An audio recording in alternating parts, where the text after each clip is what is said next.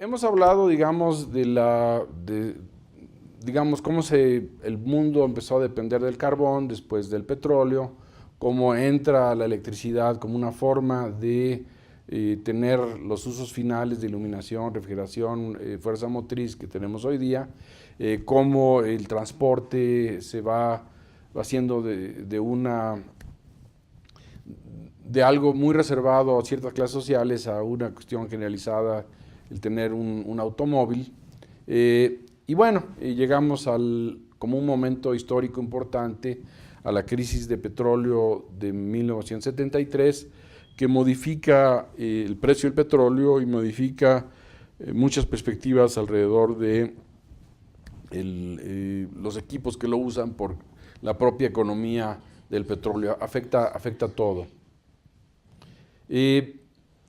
Lo que ahora en esta sección estaremos hablando es la perspectiva ambiental, que es una perspectiva que no aparecía en su momento, sino apareció, como referíamos, en el Reino Unido, cuando se generaliza el uso del carbón. Hay la primera gran crisis ambiental, cuando Londres se cubre de humo y aparecen 700 muertos. Digamos, son crisis que van apareciendo, pero no se identifican sino hasta después de la crisis del petróleo. El petróleo en un momento, en la crisis, es cuestión de precio, pero después vienen apareciendo preocupaciones ambientales alrededor de uso. Y bueno, empezaría aquí, eso sí, refiriendo, hablábamos que, por ejemplo, el carbón sustituyó a los bosques, entonces el carbón salvó a los bosques. Y después hablamos de que el petróleo se utilizó para iluminación, entonces el petróleo salvó a las ballenas. Entonces hay una perspectiva curiosa, y la anoto aquí nada más, de que en su momento estos elementos que hoy consideramos como muy contaminantes, que nos afectan, en su momento tuvieron efecto sobre el recurso natural, que eran los bosques y las ballenas. Y bueno, comentábamos en la sección sobre transporte de cómo había ciertos problemas ambientales por las formas de transporte antes del automóvil. Como refiere aquí, dice: en la ciudad de Nueva York se depositaban cada día en sus calles 2.5 millones de libras de excremento y 60,000 galones de orines de caballo, y más de 1,000 cadáveres de caballo tenían que ser movidos a expensas del erario de la ciudad todos los días. O sea, imagínense la peste que representaba moverse en la ciudad teniendo los caballos. Hay algunas imágenes inclusive de un caballo muerto. Entonces había un problema ambiental, un problema de salud pública, porque además, digamos, en este caso es una contaminación biológica, no solamente una contaminación de gases o de partículas. Entonces, el automóvil en su momento también se vio como una solución al problema ambiental. Pero bueno, hay un documento, este libro de Silent Spring de Rachel Carson, que es muy relevante en la cuestión del movimiento ambiental, porque por muchos años, y aquí no solo se refiere al tema de los impactos de la energía, sino en general a todas estas cosas que lo metemos son productos que consumimos. Yo me acuerdo de muy chico eso de echar el DDT para matar los mosquitos en la casa y los metíamos en el cuarto y no pelábamos el problema. Pues resulta que esta señora Rachel Carson, que era una bibliotecaria muy estudiosa de estos temas, hizo una conexión importante de ver cómo algo que pensábamos que no nos afectaba, nos termina afectando. O sea, ella detectó cómo las concentraciones de DDT terminaban concentrándose en los cuerpos humanos, en el ser humano. Y ella fue, a través del libro, ella murió de cáncer, poco tiempo después de publicar este libro, pero que hace que se transforme la conversación sobre los productos. Es ella, a través de este libro, que hace que la sociedad se preocupe del impacto en la salud de lo que hoy día consumimos. Y hay muchas historias, uno de ellos puede ser inclusive la del ozono estratosférico, que viene del uso de los sprays, que ese ozono que la gente ese spray lo usa para el pelo, pues se mantiene en la atmósfera, sube a la estratosfera, quema el ozono estratosférico y permite que entre la radiación ultravioleta, que tiene un efecto nocivo, produce cáncer, y que nuestro premio Nobel de Ciencias, Mario Molina, trabajó en ese tema, identificó eso como un problema ambiental. Pero el hecho es que en un momento dado hay evidencia de que nuestra forma de vida, lo que consumimos, termina regresando a nosotros en nuestro cuerpo y afecta a nuestra salud, y es un problema de política pública. Entonces, aparte de lo que Rachel Carson identifica en su momento sobre químicos que utilizamos en nuestros usos diarios y nos afecta a nuestros cuerpos, buena parte de la discusión sobre los temas ambientales aparece en lo local. En este caso tenemos la historia propia nuestra de nosotros, los que vivimos en la Ciudad de México, donde el problema de la contaminación fue un problema que se nos apareció de manera muy fuerte en los años 80, que lo hemos ido enfrentando a través de los años, pero sigue siendo un problema muy vivo en lo local. También es cuando aparecen, y ese es interesante, el tema de los derrames petroleros.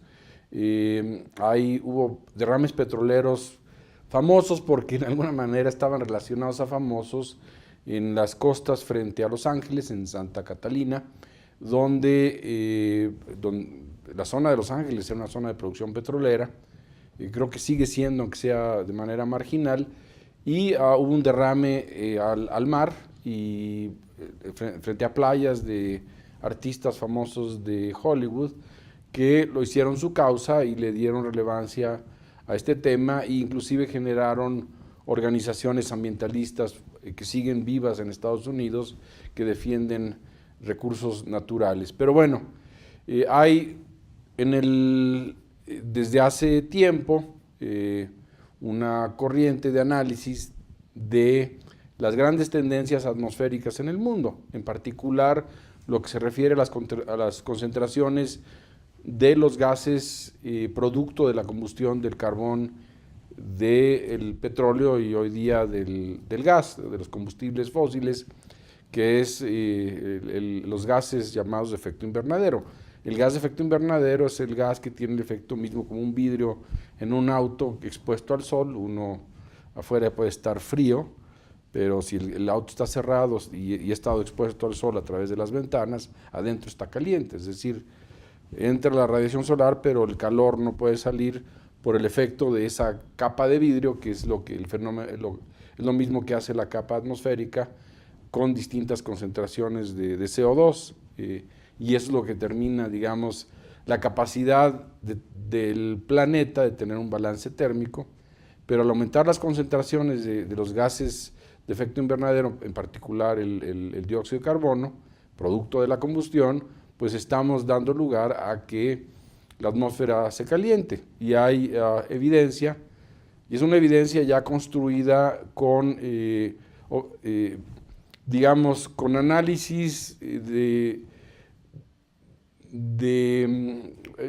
está el caso en particular de la nieve en volcanes de Hawái, que es una zona, digamos, lejana de zonas urbanas, de zonas industriales, donde por métodos científicos identifican el momento en el cual ocurrió, digamos, ese congelamiento, pueden sacar de ahí las moléculas y ver qué concentración de gas había en ese momento. Entonces nos permite tener una historia larga y podernos darnos cuenta de que, y eso es lo que se muestra en la gráfica, por cientos de años tuvimos un cierto equilibrio, cuando menos no superábamos ciertas concentraciones de gas de efecto invernadero en la atmósfera, pero a partir de la revolución industrial, de lo que hemos estado platicando, de empezar ya el uso intensivo del carbón, del petróleo, el uso de electricidad, la generación del uso del automóvil,